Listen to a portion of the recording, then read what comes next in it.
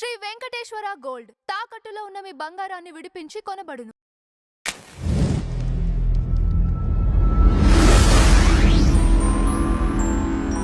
గురుగారు నమస్కారం. శ్రీమాత్రే నమః. సార్ నేను ఒక వీడియో చూశాను. ఆ వీడియో మీకు కూడా సెండ్ చేశాను.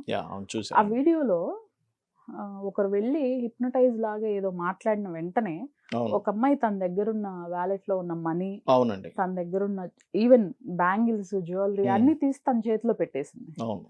వెంటనే ఒక పర్సన్ వెళ్ళి ఏంటమ్మా అలా ఇచ్చేసావు అన్ని మొత్తం అంతా ఏమి ఇచ్చేసాను అని చెప్పేసి అప్పుడు కానీ రియలైజేషన్ లోకి బయటికి రాలేదు. ఈ హిప్నటైజేషన్ ఇదంతా నిజమే అంటారా ఈ కాలంలో కూడా?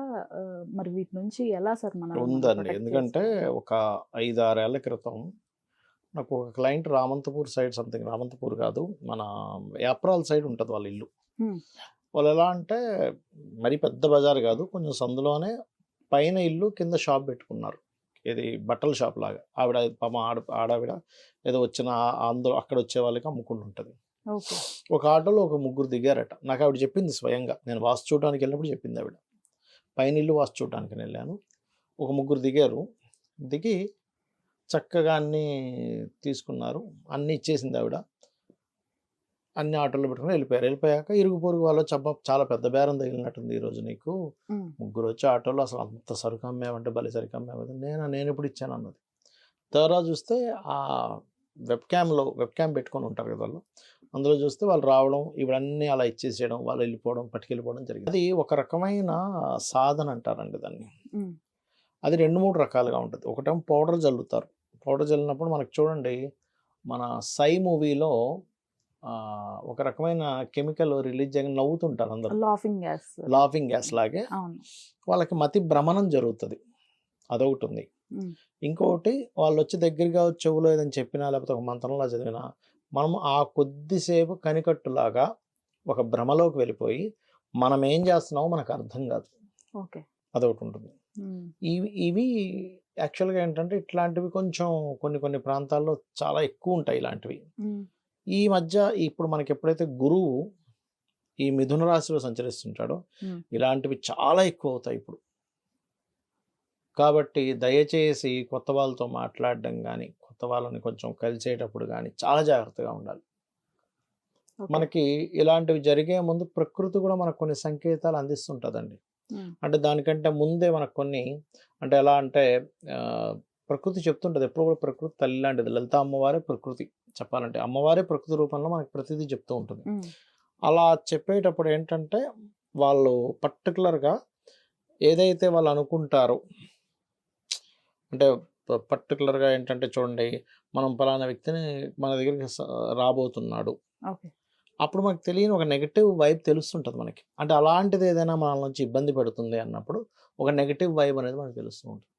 అది ఎట్లాగా అందరికీ తెలుస్తుందా అంటే, ఒకటి వాళ్ళ జన్మజాతకాల్లో జీవాంశ సంయోగం అని ఒకటి ఉంటుంది. అంటే గురువు రవి కాంబినేషన్ ఉంటే ప్రకృతి తొందరగా, భగవంతుడు తొందరగా మీకు కనెక్టివిటీ అయ్యి తొందరగా విషయాన్ని చెప్పేస్తుంటాడు.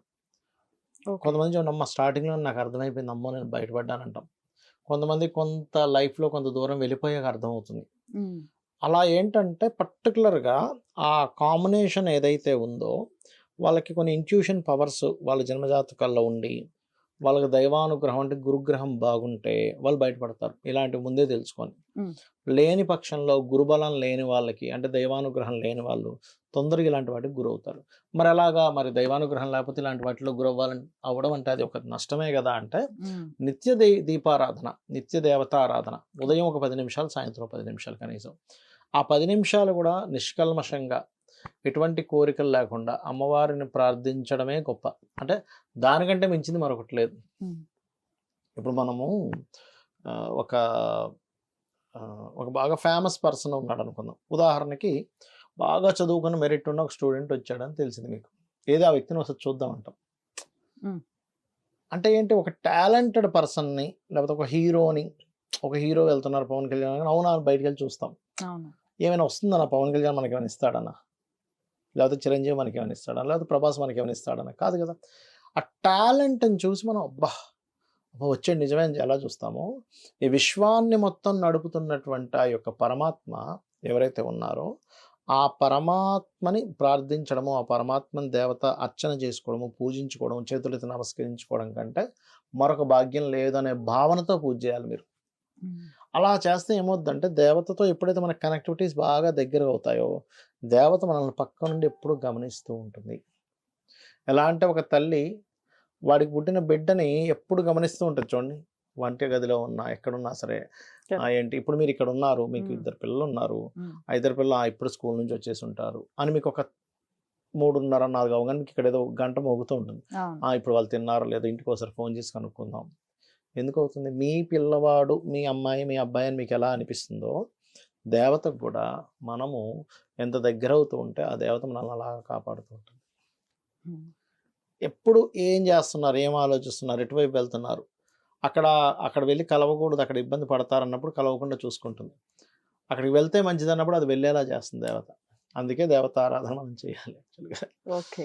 అది సో ఎందుకని ఇలాంటివి ఉన్నాయండి, ఖచ్చితంగా ఉన్నాయి. ఎందుకంటే నాకు సెల్ఫ్ ఎక్స్పీరియన్స్, నా క్లయింట్కి ఒకటి జరిగింది కాబట్టి ఇలాంటివి ఉన్నాయి. వీటి నుంచి మనం జాగ్రత్తగా కాపాడుకోవాలి. అందులో ముఖ్యంగా ఈ గురువు అతిచారంలో మిథునంలో సంచరించేటప్పుడు జూన్ వరకు మనం ఇలాంటివి ఇంకా ఎక్కువ జరుగుతాయి, చూస్తాం కూడా మనం. Thank you so much. శ్రీమాత్రే నమః.